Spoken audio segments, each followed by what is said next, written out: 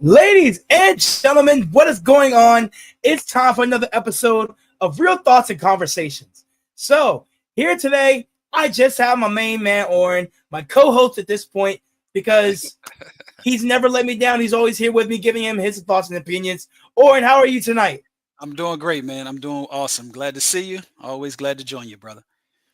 It's a great day to be out here because, personally, as a Patriots fan, we play tonight, Thursday night, in our Nike rivalries.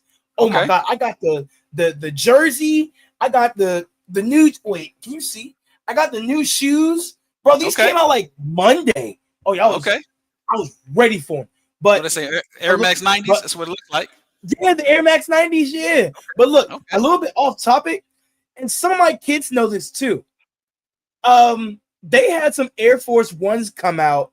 They had some Air Force Ones come out this morning, and I had an alarm to say, hey, at 9:59, check this place. I'm like, bet. My alarm goes off, rushing over to my computer, and I'm looking. I finally put the link in for the website and like for the shoes. Okay. I go in, literally 5 seconds of me loading in, my size is already out of stock. Hey, I'm like, whoa. Yeah. It's there's no way. It's those bots, no man. way. Yeah. And they're Air Force Ones. I'm like, bro, what?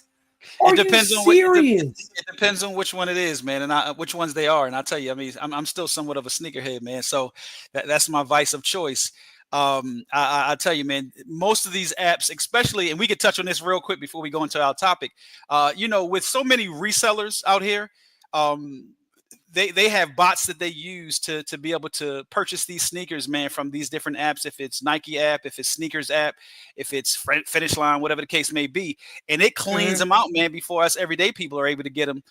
So it's an interesting hustle. I'll say that much, but it's definitely different, man. Because let's say, for instance, a pair of Air Force Ones, if they're 115, right, maybe 130, 135, if it's a special edition, depending on what it is, and if it's in high demand, the resellers will buy it, put it on their shelf, and it'll be 2, 3, 4 times the amount. So it's crazy, man. It's unfortunate for us everyday people that want to be able to get a pair of shoes because we like them and don't want to have to go to the resellers to get it. But I mean, hey, you can't knock the hustle, and listen, I also can't hate it, but personally, as a consumer, the biggest time where I dealt with this, and I know this isn't part of the topic for the show. But now you got me rolling. But this happened again in 2020 when the Xbox Series S and the PS5 came out. When I tell you, the minute they went live, it was like November. The Xbox went live. Okay. And the minute it went live and like everything was up. Xbox website was up, GameStop, Best Buy, any other website that was selling video game consoles, they were up. 10 seconds later, everybody's out of stock. Everything's not currently sold. Yeah, gone. It's those pre-orders, man. And all I see on social media, I've seen one person. Oh, this made me mad so much. There was one person I saw. They had a whole truckload of Xbox Series X's and said, if you want one, they're $2,000. I was like, what? Yeah. Each? Yeah, it's crazy, man. It's crazy. I'll tell you something. It's funny that you say that. It's the new, as I call it, the new hustle of today, man. It's where people are spending more of the dollar up front it's a hustle. It's a new hustle, man. I sell shoes and clothes online, so that's why I say you can't knock the hustle. It's one of my hustles of choice. It's one of my hobbies as well. But I say all of that to say, man, when it comes to your Xboxes, your PlayStations, a lot of different things. People are able to pre-order more now in this modern day than ever before. So with the internet, with the ability to go on sites and raffles and all of those different type of things, man, people are stockpiling. And if it's like you said, I'm assuming, because I'm not a gamer, but with my wife and I, we purchased the PS5 a few years back for my youngest son. But and the way we found that, man, was like a diamond in the rough. It's so funny. It just was a random day at Target. I just happened to say, by the way, do y'all have any PS5s? He said, you wouldn't believe it. We have 2 now. that's neither here. It's in the day before Christmas also. Now, back to your point. When it comes to the Xboxes, the PS5s, and so forth and so on, it's crazy how whatever that amount is of purchasing up front, it's triple that amount if you choose to still buy it. But sometimes, man, you just gotta wait. You just gotta hold off. You know.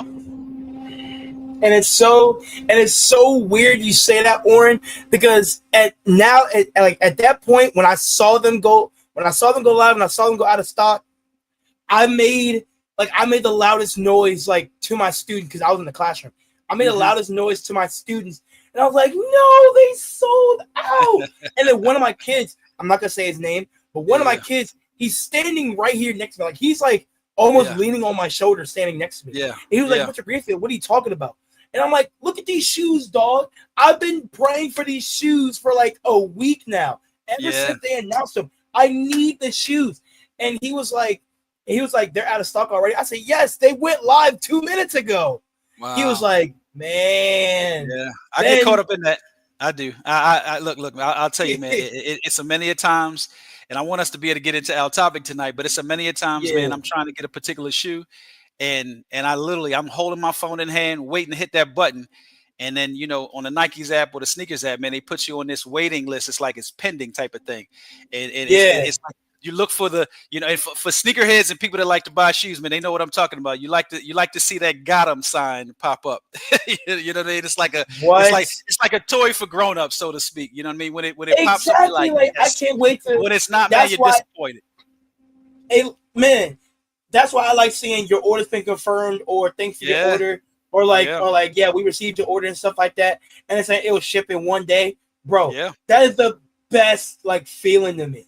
Yes, I love it. Yes, so look, that's enough off track topics.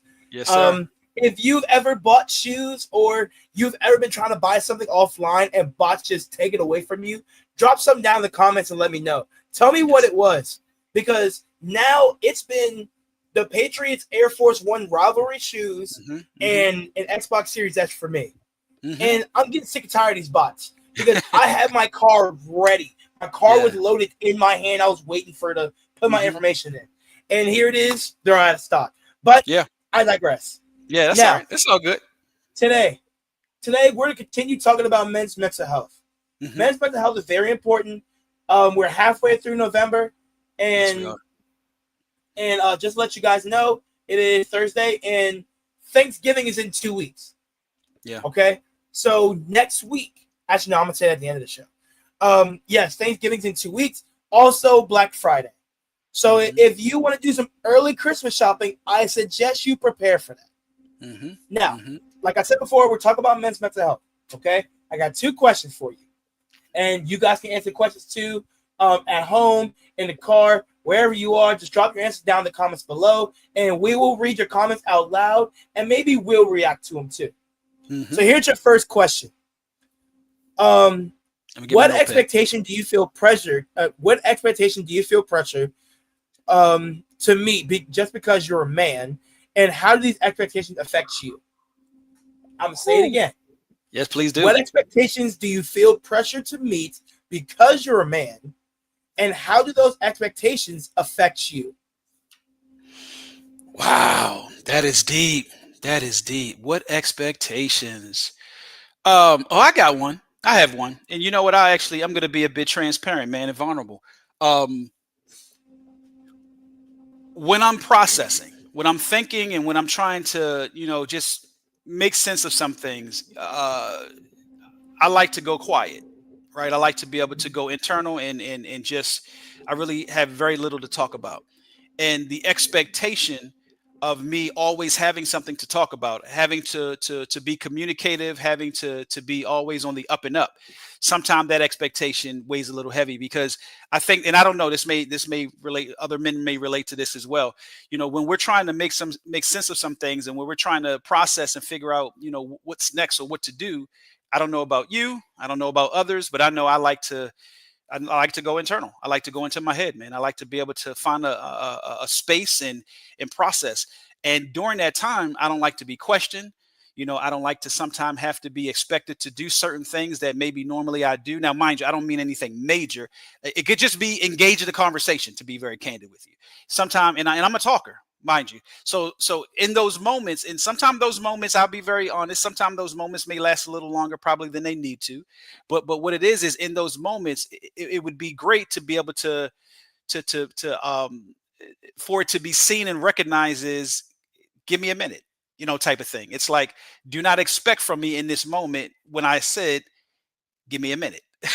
You know what I mean? So, So sometimes it's that, give me a minute. I could verbally say it. Sometimes I feel like my actions to show it. I have a way that I always say, I go to the garage sometime and I go sit on my chair out there and I just relax. Sometimes I sit in the car, whatever the case may be. And I think one week I was saying I go on the back porch, but in those moments, it's like, read the room used to be a saying that I used to say. And I think it's important, man, that, in homes and in families, how we all see our needs to be met. I think it's important that we should pay attention to one another's needs. I think we should pay attention to one another's language. And language is not always verbally spoken. Sometimes we should be able to read the room. We should be able to pay attention to if anybody is in need of receiving a timeout. And I'm talking about a timeout, meaning like, timeout, give me a moment, give me 10, whatever the case may be. So that's for me. And hopefully I answered your question. But that's the first thing popped in my mind. The expectation to be present, the expectation to be communicative when I just need a moment to just like, man, give me a minute. Time out. Waving the white flag, like back up for a second, so that I can process it, so that I can come back, to whatever the situation is, as I like to say, so I can come back to the situation present in not just physical presence, but also mentally, emotionally, and physically, present in those situations. So that would be mine. What about you? For me, I wanna bounce off what you said first. Mm-hmm. When it comes to the processing, the biggest process I'll sit in my car when I get home. Meaning, if let's say I'm coming home from school, right? Kids are being loud, kids are screaming, everybody's been running in and out of my room, and kids trying to bang and knock on the door.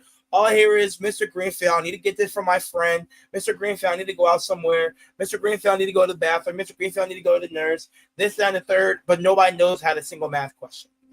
But the one thing I do is that when I get home that minute, I like to sit in my driveway and just sit there, even for 20 minutes, 20, 30 minutes. I'll turn my car off, turn my radio down, and just sit in silence for like 20 minutes. Yeah, that's my thing. And that's silence. Silence helps me to recenter myself and just come back to reality, to saying, you're not dealing with anybody's problems anymore. Exactly. Now you're at home. Yeah. Now you can relax. Now you're at peace. Yeah, you can decompress, as I like to call it.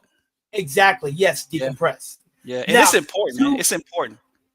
Now, to my answer to the question, I think the biggest expectations I hear are two of them. Okay. The first one is financially. I hear all the time that men need to be the financial rock of the household. Need to have like the stableness in the income. And that's controversial to whoever you ask, who you talk to. That's controversial to everybody. But to me personally, I want to be like that financial rock. I want to be able to be like, hey, can you help me out? Hey, I'm short on gas, or I'm short on, hey, I haven't eaten today. Hey, I haven't been able to do this. I want to be that person to be like, you know what? I have the extra funds to help out somebody. So I'm going to help them out. I have the extra funds to help my friend go get gas. I have the extra funds to go help somebody or get them food or whatever. But sometimes I feel like that, how do I put this? That burden may be a little bit heavy on me because I still have responsibilities on my own. I still have to pay bills. I still got to put gas in my car. I still got to fix my car whenever it goes in shop. Maybe I want to get some shoes to treat myself every now and again. But it's just that thing of everybody's relying on you because of you're that financial rock. Because they can go to you is because they can rely on you. I don't want to be fully relied on because that means you're not trying anymore, but you're thinking of me to save you. Okay. I don't want to be that person. And I want to make sure I understand. Keep going. Keep going. I'm sorry. No, go ahead. But I want to be that person to be like, hey, I tried every avenue and I'm on short timing. Can Anthony help me? That part I'm cool with. I'm okay with being like, hey, I asked like 2 or 3 people before you, or like I'm putting gas in my car. I want to put at least 30 to get home or to go to work, and I only have 15. All right, cool. I'll send you 20, so that way you'll have an extra 5 to work with. Yeah. You know what I'm saying? But I don't want to be that person to say, I'm going to go to you first. I'm going to go to you every time. If I'm short $5, I'm going to go to Anthony. If I'm short $2, I'm going to go to Anthony. If I'm short $20, I'm going to go to Anthony. No, I don't want to be that person. Act your other avenues first. And the second one. Because I want to take a stab. I want to take a stab at that too, though. So let me know when I can chime in, because you actually spoke to one that I think is really plays into men's mental health awareness, with the expectation of what it is that we have, and why that is one of the major ones. But go ahead to the next one, and then I'll double back. Okay, cool. So the second part is having knowledge, having the knowledge of doing certain things, fixing certain things, and maybe thinking at a certain age you should know how to do or fix something. If any of you is confused after what I just said, here's why. What if I told you there was a 21-year-old person that doesn't know how to ride a bike? Would you look at that person and say, how are you 21? You don't know how to ride a bike? Or you can look at them and say like, oh, maybe somebody never taught you. Or maybe like you just didn't have the time, or you didn't have the availability to do it. Then a third, yada yada. I don't want, when I get a little bit older and I start having my own place, I don't want anybody telling me, oh, you don't know how to do this. Do you not know how to fix a sink if the faucet is leaking? Do you not know how to change the toilet or change whatever? Do you not know how to do home improvement in the house anywhere? Do you not know how to put baseboards down? Do you not know how to build something simple? That's my fear. I don't want the smallest mistake or the smallest ounce of not having the knowledge to do something makes that my worth. So I don't want to be useless if I don't know how to build something, if I don't know how to ride a bike, if I don't know how to pay this, if I don't know where to go when I pay this. Everybody has questions. And my father always told me growing up, no question is a stupid question. He's right. He was right. No question is ever a stupid question. And he always told me that. But over time, it really dawned on me then when he told me that. And it was like, so if I have a question, it's okay to ask it, no matter how left field or whatever it is. Now I get it. He may be tired some days, but so I want to take a shot at that, man, and I want to start at the back end of what you said. No question, as your dad said, no question is a stupid question. I would agree 100,000%. But I will say this as a dad, right, as a father times 5, man, and the number of 5 means nothing. I'm just saying that so you can imagine the amount of questions that come with 5 different kids at different times. That's the only reason why I'm saying it. So I've told my kids, and I always stress that no question is a stupid question or a dumb question. But what I do challenge them with is this. I want you to pay attention to when you ask a question, what the answer is, and in what ways can you use the answer to that question in another question that you may have. Meaning, like use the Use the answer that you receive from a question as now a resource that you have to be able to figure out how to do something else. Don't come to me with everything that you're wanting to understand and know without having first tapped into what it is that is within your head, or what it is that is within the ability that you have to critically think. So I have a thing that I used to say to my kids: you can utilize me as a resource, but you cannot use me as your only resource. You have to be able to know that God has created you just like He's created me, to be able to maneuver and function and critically think and process of what it is that you're experiencing in life, and begin to make some sense of some things. And that's difficult, man. That's definitely difficult sometimes, but it's the difficultness, it's the uncomfortableness that actually helps us grow. I use this example. I always say, if you're trying to either lose weight, gain muscle, get stronger, whatever the case may be, you have to push past the uncomfortable period. You have to go into the trenches and you have to figure some things out. If you expect somebody to do it for you, how is it that you'll ever actually learn, right? So you may have heard this parable before. Give a man fish, he'll come to you with the expectation of always in need of being fed. Teach a man how to fish, he can then in turn teach someone else. So that's the part of where asking a question is important, but what you do with the answer and the response is even that much more of importance. You said something also when it comes to the information and the fact that you don't want to not have information when somebody asks you a question. You made me think for a second, man. Yeah, I see. I said we got some comments. Somebody is really on that 6-7. Yeah. Jay just told me to take a look at the comments. I was like, so hold on for a second. I'm gonna come back to that because I have no idea what that 6-7 thing means. So don't answer yet though. But I won't. When it comes to being able to have information, when it comes to being able to be resourceful, that's something, man, that is important, I think, for any human being to tap into as they get older, but especially we as men. As men, we are the providers of protection. And I like to put those two things together and sometimes separate them. We are the provider and the protector. But we live in this modern day. It's where both men and women are career oriented. So the man is not only and sometimes isn't the financial provider of the household to the same degree of the way the woman is. But when it comes to, like you said, from information, and when it comes to certain things that there's an expectation of us as men that we just ought to know how to do it if we've never been taught. But then when we get older and get in an age where somebody says, hey, Dad, or hey, Anthony, or whatever the case may be, Oren, how do you do this? And we're like, nobody ever really told me. So the pride comes in, and we're like, if I say I don't know how to do it, how does that make me look? Right. So that's a part that affects the mental and the mindset of a man, where this is something that I want to challenge men with. And anybody gets a chance to watch this. It's okay to say you don't know how to do something. It's okay to say that you don't know about something, but allow yourself that if and when somebody asks you about something, say sometimes, let me go figure it out. Let me go learn, and I'll get back to you.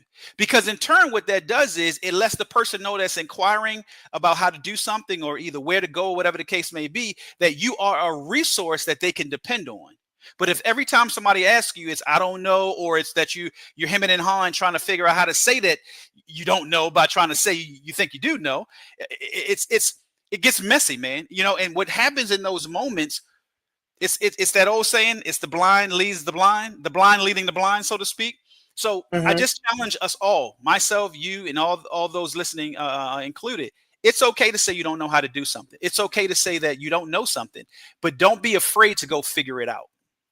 You know, once you find something that you don't know, either by way of either having watched something, heard something, or somebody asked you, I challenge you to say, I want to know what this is. And that's something that I wonder in this modern day, do more men and women go seek knowledge for the sake of itself? Right now, anybody that understands what that latter part of what I just said, they'll get it, and they can go research it and Google it, of the importance of understanding of seek knowledge for the sake of itself. Knowledge.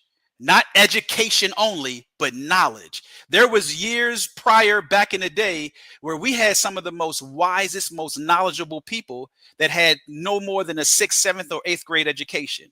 Now we live in a day and time where everybody goes to get an education, but they have no 17 numbers. They got to do it. Right. They have no knowledge, right? They have no understanding of self, because they're not tapping into themselves. They're only thinking that everything that they need to know, it's in a book. No, it's not. It's in this world. You got to explore. You got to experience. So just saying all that to say, get out there, get comfortable with being uncomfortable and figure some things out, because that's how you become resourceful. That's how you become more knowledgeable. That's how you become more wise. And then in turn, you become a resource. Every man, and I mind you, some people will say women included, and I say men and women, but every man at some point in time in their life should be able to be seen as a resource in some way, shape, form, or fashion. If we go back past me and your era, your grandparents, your great grandparents, my grandparents, you could go ask Pop, you could go ask Grandpop, whatever, how to do something. Even if he didn't know, he's going to figure it out. He's going to figure it out. He's not going to say, "Oh, let me go Google it." He's going to ask somebody. He's going to do something to figure it out. He was dependable. So that's an area that I think that we as men in this modern day should get back to, is becoming dependable and resourceful in the way that we once were. Now, mind you, it's because we're talking about men, right? So I'm not excluding women, but I'm talking about men here. We should become more resourceful again and become more reliable again, so that the world understands that at the end of the day, we have value in a way that the world has, and I'm saying the world, but you get where I'm going at with this, has kind of treated it as though masculinity is toxic. It's nothing toxic about masculinity. Everybody wants to be able to feel like they can be protected. Let's keep it a buck. Everybody wants to know that there's somebody that can protect you. And when I say protect you, I don't mean only by brute strength, but I also mean by head knowledge, understanding, and awareness, right? So I could go for days on that, man, but great one. I like that. Go ahead, take us to the next. So there's actually two things I want to say. First off, hi James. Second off, still going to the first one because I'm reading the comments.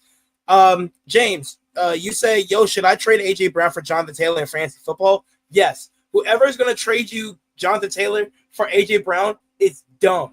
But listen, with that football talk, AJ Brown is not getting the ball, but Jonathan Taylor is going to be MVP. Besides Drake May. But if you can somehow get Jonathan Taylor for AJ Brown, bro, you're a god. You're just him. You're just the GOAT. But I got some for James real quick.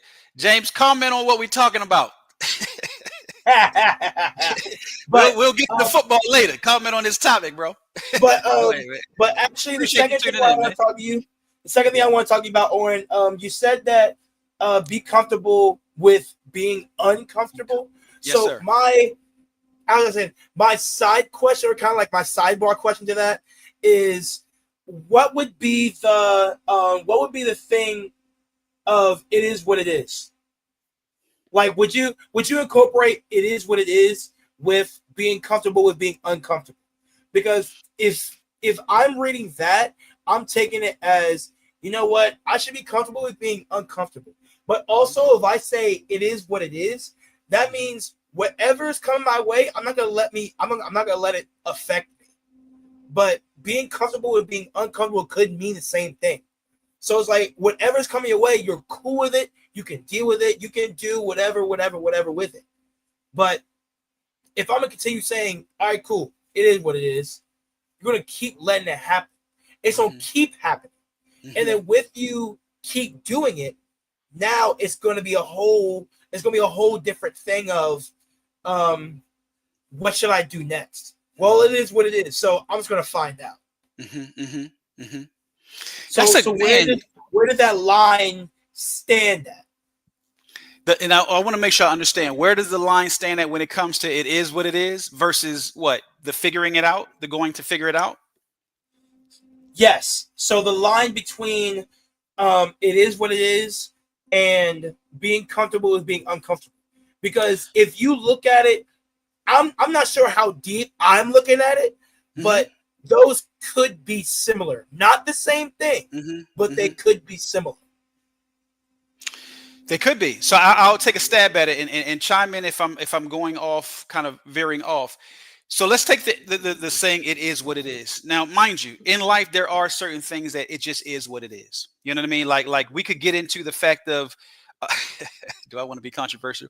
Yeah. There are certain things that no matter how much man tries to play God, they cannot. It is what it is. I'll say that. Read between the lines, people. You know what I mean? Like, there's certain things that just are what they are, and there's no changing it. Now, when it comes to that, boom, put that to the side.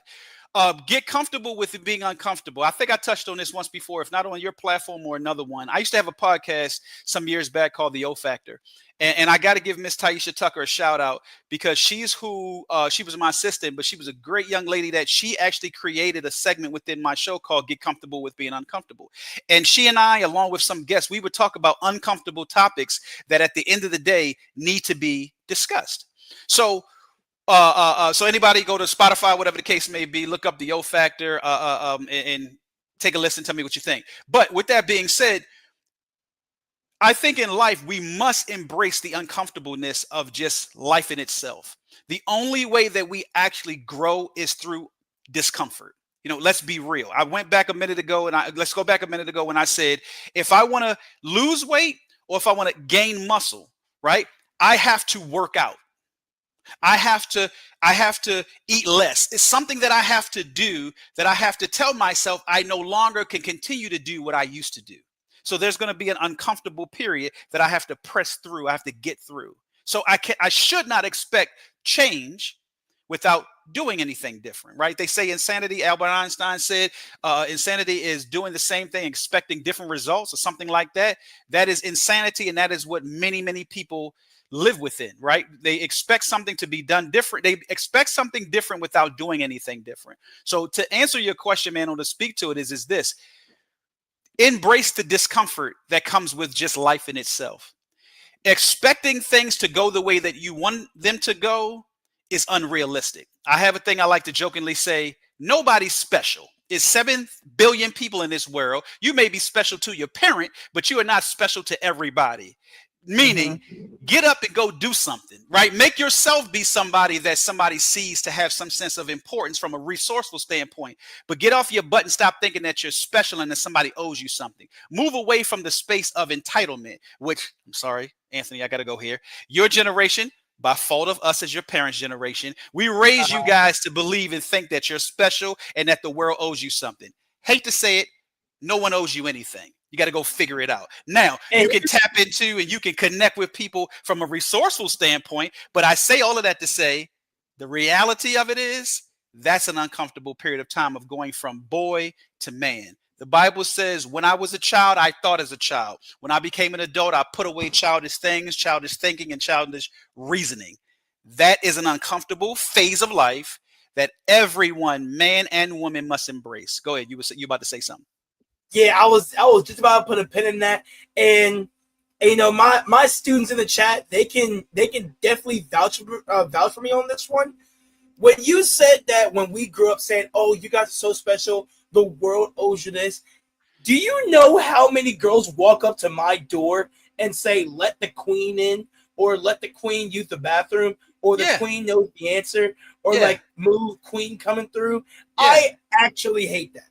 I mean, not to say they shouldn't say it. I'm not saying they shouldn't say it, but I'm saying, like, if the way that I think about it is like, if you're the queen, there's only one of.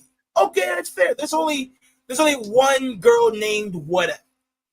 But if 50. It's 50 girls, right? If 57 girls, I'll say 7th graders first. If 57th graders walk up to me and they all say I'm the queen, who's the queen? Who is really the queen?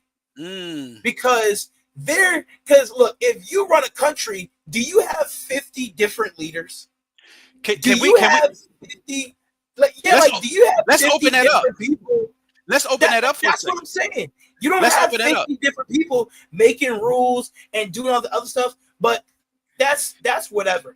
But let me people say go in on that, because I'm getting excited, man. So I'm sorry to cut you off. You got to go in on that because most people don't know actually who and what a queen is. So to me, send them to the dictionary, but send them to Google and type in who and what is a queen, and they will realize what actually a queen is, what a queen does, how a queen is treated. I'll go a step. I know he said make a fight it out, right? But I'll go a step further. Here's a question for you. So funny. Here's a question for you. Do you play chess? I play chess a little bit. It's not like I play a lot, but I have easy access to chess. So you're familiar with the game of chess, right? Yes. The game of chess is such an amazing game. I challenge everyone who either has heard it or uses the term "let the queen in," or how some guys say what it do, king, or whatever the case may be. Look at how the game of chess is played. You can understand a little bit more of life through the game of chess. Yes, on the chessboard, the queen is who can move multiple spaces, right? There's a great responsibility that comes with being a queen, is what I'm getting to. Mm-hmm. So don't want to be called something if you don't want to carry the responsibilities of what a queen is. Exactly. I'm not even going to touch on what a king is. But to your point, when it comes to your students sometime that are saying, let the queen in, I get it. I hear it. But the reality of what it means to be a king, what it means to be a queen, sometimes people are repeating things that they hear versus going to do their due diligence and learning what it is. There are responsibility that comes with being a king. There are responsibilities that come with being a queen. And there's a saying that's called, heavy is the head that wears the crown. Most folks' shoulders aren't strong enough to wear the crown. So like James is saying, a lot of bars drop. Yes, sir, there are. There's a lot of teachable bars and quotes and sayings that are coming through this podcast tonight. But the reality of it is this. Do not want to be considered something that you've yet to go through the fire to become it. And that's what I say too. And like, I want to go back to what you were talking about when it comes to the game of chess. For my students that don't know, when you have the queen, right? The queen can move at any piece at any time, but she can only move one space at a time, like one left, one up. She can go diagonal, right? I don't know if she can go diagonal. I haven't seen her go diagonal. She can move every way. It's the king that it can only move one. Okay, so the queen can move in any direction, but it only move one way. The king can only go up and sideways. But here's the big kicker. The game ends when the king is caught. The game ends when the king is captured, defeated, whatever you want to say. I'm not saying the queen is not a factor, but let's say the queen is captured. The game's not over yet. The game is over when the king is captured. So let's say if I have like, how many pieces are on a chessboard? Like 16, right? Wait, there's 8 pawns, 2 bishops, 2 rooks. Yeah. 16, I think 16. Maybe about 16. Mm-hmm. So let's say there are 15 queens and 1 king. And the other side has 15 queens and 1 king. If all 15 queens get captured, the game's not over yet. Not at all. You can't really say, oh, well, the game is over, the queen lost. No, because there's 14 more of you. I'm not saying you could be replaced, but there's 14 more of you. If the king was defeated, now what? Now what do you do? But you know what I'm saying? That's just one thing that always irks me, because I heard it so much today. And you know what? I'm gonna go on a little bit of a rant right now. Don't go too much. Don't go too much. Go ahead. yeah. I'll make it like, I said 39, like 2 minutes, maybe like a minute. Go ahead. So my small rant for like 30, I'll say 30 seconds. My small rant is, instead of them calling them queen, there are a few girls out here, maybe like 2 of them, that want me to call them boss. And I swear to you, to my nerve, that gets on my nerves. I am not calling nobody boss. I will call you by your middle name before I even say that word. But that's over with. I'm not going to go deep in that rabbit hole, because the Patriots game starts in like maybe an hour and a half. So Here's my next and final question for men's mental health, and then we're gonna go into our last topic. So, who do you feel safe opening up to, and why them? So I'm gonna say it again. Who do you feel safe opening up to, and why do you feel safe opening up to them? Here's where and I'll answer this one. You can put Clutchy Yap in the comments and whatever. I don't care. You can put Clutchy Yap, because that's what I do. So the person who I feel most safe opening up to is my two college guy friends, right? Okay. Brian and DJ. those are like the top two guys that I feel most safe opening up to. Not to say I don't feel safe opening up to a woman, because there's some college female friends, but I also like looking up to.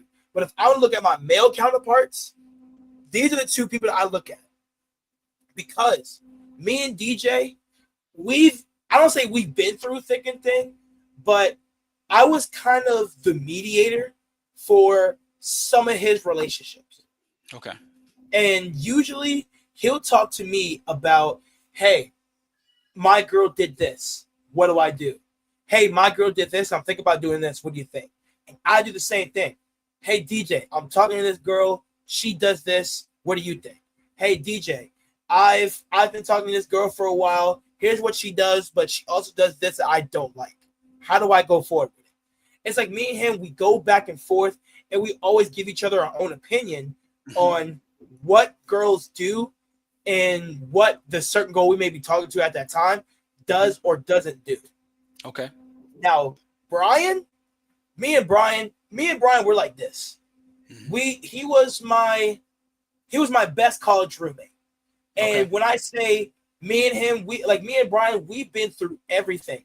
And I mean from the crack of dawn all the way down to 11:59. For all my college students out there, you know what I'm talking about. But me and Brian, we've been through everything. When I say there are times to where I literally left the room without saying a word. I left the room, be gone for 6 hours. Brian's ready to call a search party on me because he wants to know where I'm at. There's been times to where Brian has been in trouble and say, hey, that's a good friend. Hey, this person, huh? That's a good friend. Yes, great friend. There are times where Brian was like, hey, Anthony, can you help me or spot me because I need some food and I need to refill the room. And I tell him, hey, you know what? That's a bet, because I was already thinking about going to the store anyway. Whenever Brian was hungry, I had my car. We went to go out somewhere. Whenever I went out and I didn't tell him where I was going, that boy was ready to have the cops on speed dial to come looking for me. And I'm not gonna put his business out there, but we also help each other with relationships too. But he gives me a lot of the religious standpoint of it. So, and that's why I love Brian for it. I love Brian to thick and thin, through ever and whoever, but those two, my two top guys. So, Oren, who would you feel safe opening up to, and why that? So that's such a great question, man. I'll tell you something, and like I said, I'm being honest and transparent tonight, man. I would probably have to say, hate to say it, man, but really no one, to be honest with you. And that's not always the healthiest, but that's something that through life and through life's experience, sometimes you go through periods of where you realize that opening up isn't always the safest and the easiest thing, but having someone that you can confide in to some degree is beneficial at different periods of life and at different points in life in regards to speaking to certain things. But a good friend, as the old saying says, a good friend is hard to find. You know, the older you get, you understand that you have different people in your life for different reasons. But when it comes to that confiding and when it comes to that opening up, do I want to say be cautious of how much you disclose to someone, because you never know what it is that you're sharing that they'll do with it, right? So I always think about sharing your thoughts, your feelings, and your emotions with someone is like giving somebody a fragile piece of crystal or something that says handle with care. And if you just hand that to anybody, you know, that you're not too sure if they really know what to do with it, they may drop it. You know what I mean? So to me, I think it's important to make sure that how either you pick your friends or you pick people that you want to confide in is based on how you see them handle certain things in their life. Mm-hmm. So that's something that I would say is the most important thing to really, you know, kind of base that on. Now, like I said, I'll go back to what I said in the beginning. Cannot say when it comes to that, do I do well with it? Do I really have someone that if it's something that is at the deepest bottom of what it is that I probably need to process? Do I have I think I said it maybe a week or two ago, that is an area I fail in, right? There's an area that I'm challenged in. So within that, I'm always seeking to grow. I'm like that. And here's something that's funny, man, when it comes to this. I think I shared this with you before, my field of counseling and life coaching. And this is dating. So you maybe had never heard this before, but they used to say like a really good barber or a really good beautician, they hardly ever have their hair cut or their hair done. It's similar to those in the counseling field, meaning, and what I mean by that is, it's kind of a metaphor, is that those of us that really pride ourselves in being good listeners and very resourceful from a counsel standpoint, usually fail in figuring out how to position ourselves to get our needs met, or either have someone that we can share something with. So that happens a lot of times for me, man. But to be honest with you, the fact that you have someone, or you have two people that you can confide in and that you can share things with and that you can depend on, and you guys can depend on each other, I think it's great. But as you continue to grow, and as you continue to grow through different periods and points in your life, really look at that in regards to who you allow to reside in that space. And either it be the two gentlemen you mentioned, or either it be somebody that you meet as you continue to grow. Consider it that whatever it is that you want to share with somebody is something that you want to hand off, something that is very precious. It's fragile. It needs to be handled with care, and it's not something that you give and you hand to just anybody. Right. So that's something that I would say is a great takeaway moment, point. And within what we're talking about, to anybody listening, and to yourself and myself and anyone else included, do not just be so quick to confide in someone and trust someone just because you have known them for a long period of time, or you want to believe that they have your best interest at hand. That's not always the case. It's not always the case. Sometimes it's better to hold on to things, process them. I'm big on pray about it, pray and fast, take it to the Lord. The only really true decider of how things end up in our lives, so that would be what I would kind of challenge people to give some thought to. So that's my answer to the question. I know I kind of took it in a lot of different directions, man, but I'll say it this way. I fail in it, meaning I don't do well at it, in confiding in people. My reasons are probably somewhat of an excuse. I'm still growing and getting better at it. But I also must say it's because I care about whatever it is that I'm going to hand you or I'm going to pass off to you. I care about what you're going to do with it. So I don't just trust everyone and anyone with whatever it is that I have that I find to be of importance. So, that would be my response to that. And that's a good response too. So anybody, including James, if you want to put down your answers down in the comments, see who do you open up to and why them. Drop down the comments below why you do it. Because, hey, look, we both gave our answers, and no answer is a stupid answer. No question is a stupid question. Now, the way I want to wrap up tonight's show, it's still about men's mental health. But now we're going to the athletic side. So for those of you who don't know, Cowboys defensive tackle Marshawn Elam has taken his own life. And from reports, it's because of depression and flashes of depression because his mom passed away last year. And it's really hard. It's hard on all of us. We're all praying for his family, his wife, and we're all praying for the Cowboys organization, because I'm pretty sure during that meeting or during that, moment that they found out, everybody was heartbroken. Because imagine you as an athlete. You have an amazing game. You get like 2 sacks, maybe 1 TFL, and you can say you got a strip sack. I'll add a strip sack in there.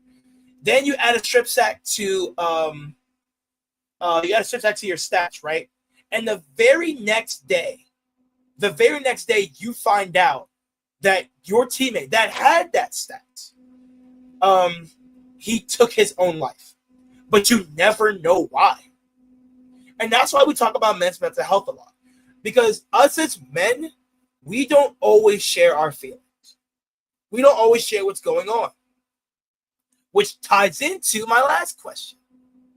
So if you're dealing with something, please seek help. If you are dealing with anything at all, please seek help. Your problems do matter. No problem is too small to be dealt with. If it's small now, it's going to blow up later on. So Oren, what is your take on just really athletes in general having mental issues? Because I know as a spectator and about and like how do I say this? I know as a spectator and about like athletes, they have this high expectation about them because they want their team to win. They want this big play. They want whatever. So what would your take be on that? Great question, Anthony. I want to start here, man. I want to challenge people to go research what bread and circus means in the Roman era. And why I wanted to put that out first is because it will help to bring some understanding about actually what sports is. And then we move into the pressures of what sports bring on the athletes themselves, right? So the pressures that a lot of these guys and girls also go through, man, is because people have become so engrossed in sports as though it's life. It's like the end all be all to what makes the world go round. And the fact that it's actually the biggest distraction that was ever created purposefully so that people do not pay attention to what's really going on in the world. So that's why I said I want people to go research what bread and circus means. So when it gets to the athletes, man, the unfortunate part about sports in the modern day with social media and with technology and the ability to be so in kind of intertwined in their everyday lives and their everyday moments and moves and in everything that they do, I can't imagine the pressures that they carry, man. It's no longer something that athletes do as to a degree as a job, right? And as something that the reality of it is someone's going to win and someone's going to lose. And that no matter how hard they work, they still may lose. You know what I mean? No matter how much work they put in, does not mean that they're going to have success. What you speak about now, tell me this gentleman's name again. What was his? How do you say his name? Is it Marshawn Nealon? Yeah, Marshawn Nealon. Yeah. And you mentioned that. I heard you say last year. You say he lost his mom. Yeah. Reports saying that last year he lost his mother. Okay, so let's look at this. We have to remember, athletes are still people. All they really do is provide entertainment. But the pressures of what people expect on them forget that they're still human beings that are going through life just like the person that's watching them play and entertain. So I say all of that to say, man, that's what I think that people ought to do more instead of having such an expectation of your team. I hate that saying, your team. What stock do you have in a team? You know what I mean? It's not your. Now, mind you, that's just my little thing, right? I always say you have a team you like, but it's not your team. But I get it. But yeah. What I'm getting to is there's pressure that comes with that when it comes to the players, where the reality of who those players are playing for is one another. It's for the particular organization, right? And then the powers that be, and then in turn the fans.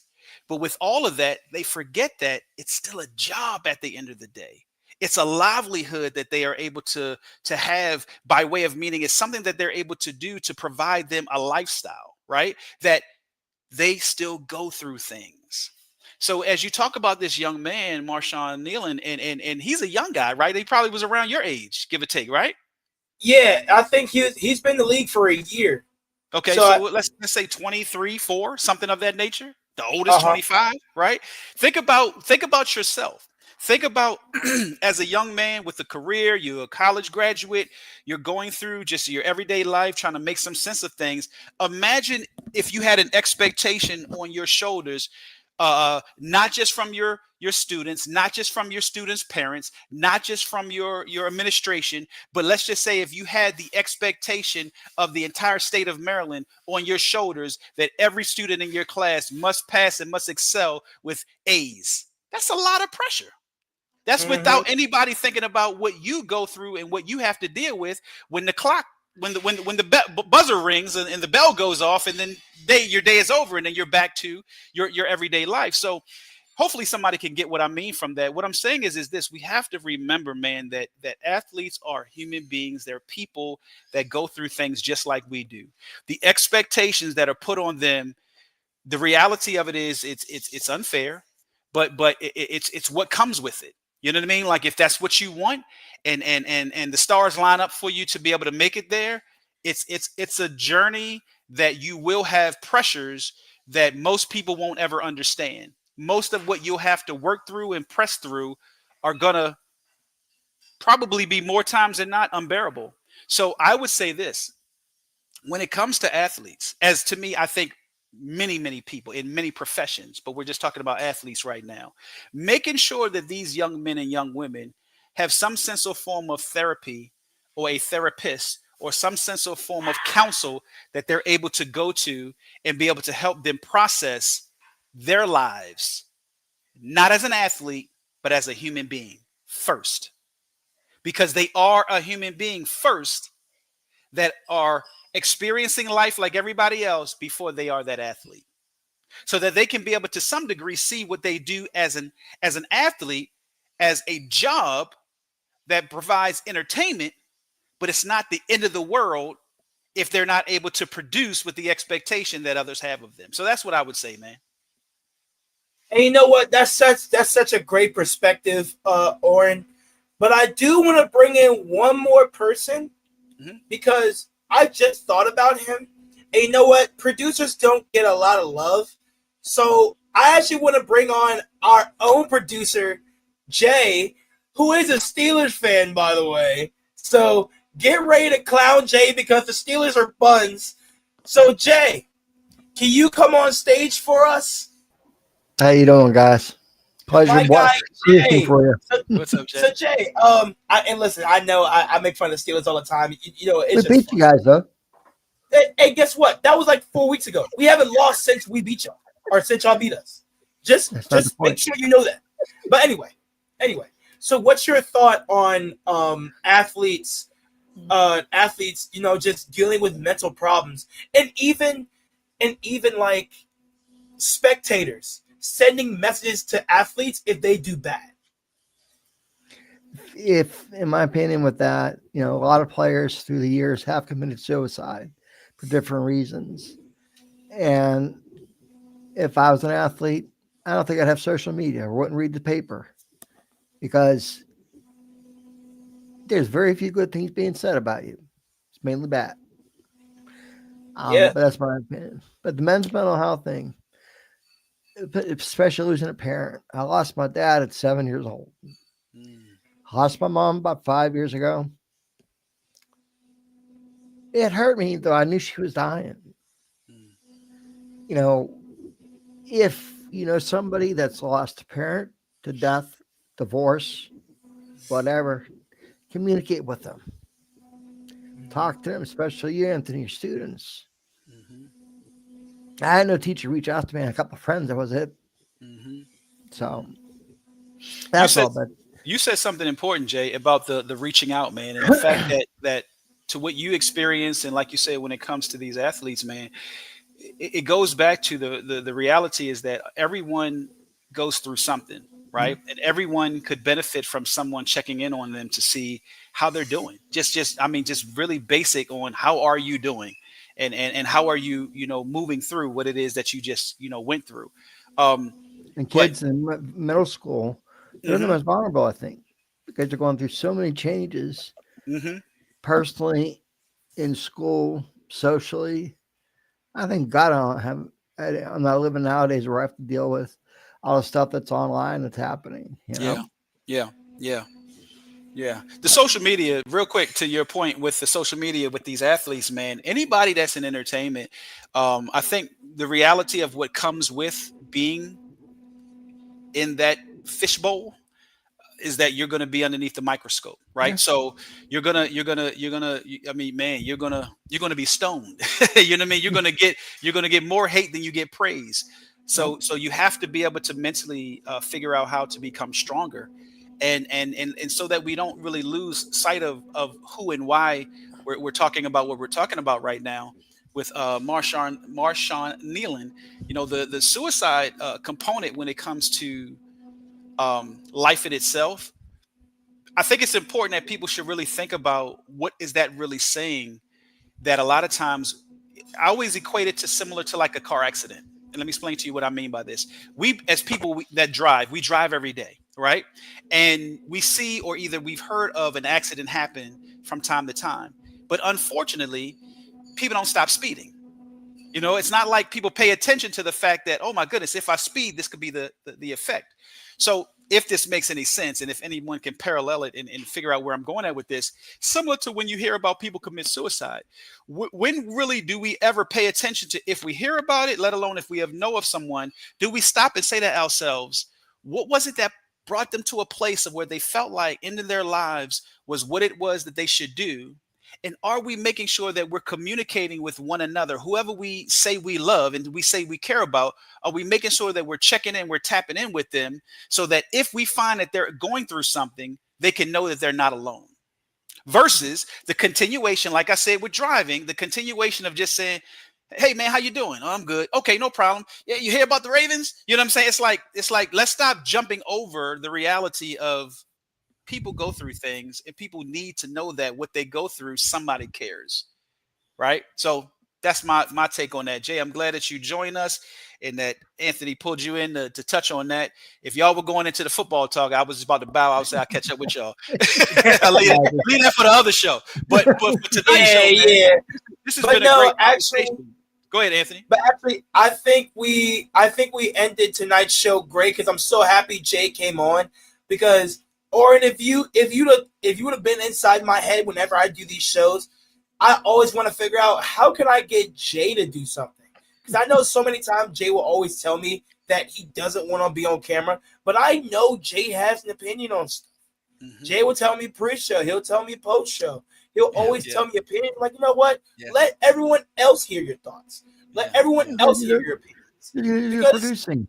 Yeah, I was going to speak in Jay's defense. Like sometimes and Anthony, we get your point when it comes to that, but the other side of it is it's twofold. Like Jay just said, he's producing. So what do producers do? We stay in the background. You know what I mean? You're right. And twofold, the other side of it is sometimes some things aren't always to be shared, or everyone doesn't feel as comfortable. Because let's be real. Let's stick with the mental health component. For a introvert, right? Someone that prefers staying out of the spotlight, coming into the spotlight, right? And you probably wouldn't believe it. I am as well, right? I know you said that to me. I said that to you before. You like, no, Oren, please come on. But within that being said, that's something that can be extremely uncomfortable if it's where you do not want to be in front of the camera, so to speak, or put on display. So I just say that to say, you know, Anthony, I get it. And I know, because I mean, granted, when we're behind the scenes, we're talking, Jay has given us such gems and dropping such, you know, great points, but that's the other side of the mental health component, especially with us as men, because it's men mental health awareness, is that we have to consider all of our levels of comfort, even though I know we talked about get comfortable and uncomfortable, but the levels of comfort when it comes to our makeup. Who we are, how we function, how we maneuver, type of thing. Fair enough. So, Anthony, why don't you go ahead and wrap up? I'm going to drop out again, okay? Have a good night, everybody. Thank you, man. Thank you for joining us. All right. Thanks, Jay. See you post-show. Well, this was a great conversation, Oren. Yes, it was. I think we tackled a few things. Some conversations went longer than others, but nevertheless, this was a good day. I think this was good, man. This was a great hour together. Yes, sir. So always enjoy joining you.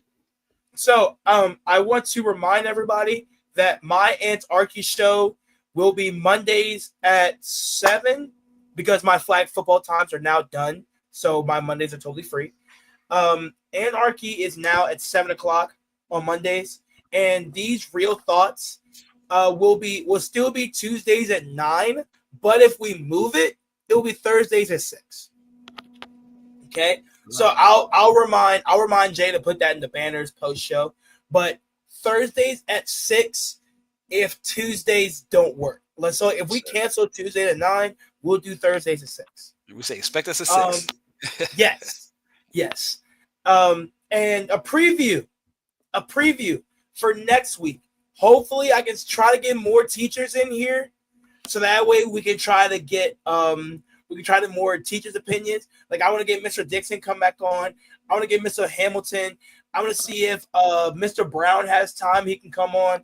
I could probably see if Mr. Woods want to come on and do a little something. I may get Mr. Curtis ain't gonna have enough time, but I'm gonna try to get like other male teachers to see if they want to come on and put their opinion on stuff. But next week we're gonna talk about parent-teacher conferences, okay? And we're gonna talk about on the teacher side.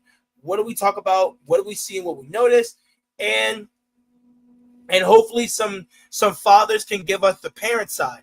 Okay, I can do that. I'll play that role. I'll play that role. Cool. That's perfect.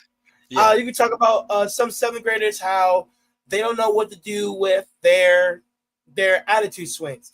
They don't know what to do if they have one other sibling, but that sibling is like an infant or like in elementary school. They don't know what to do. Or they have something that's like their sibling is older, but they're not in the house. You know what I'm saying? So in the house with the only child. But there's a lot of different situations and factors that go into that. But right. Next week, we're going to talk about parent-teacher conference, and we're going to try to bring a wrap-up to the men's mental health conversation. But the conversation will always, always, always continue in June. Okay? So that's it for tonight. Everybody, see you later. Thanks for watching. About to go watch my Patriots game. All right. I'll see y'all later. Take it easy.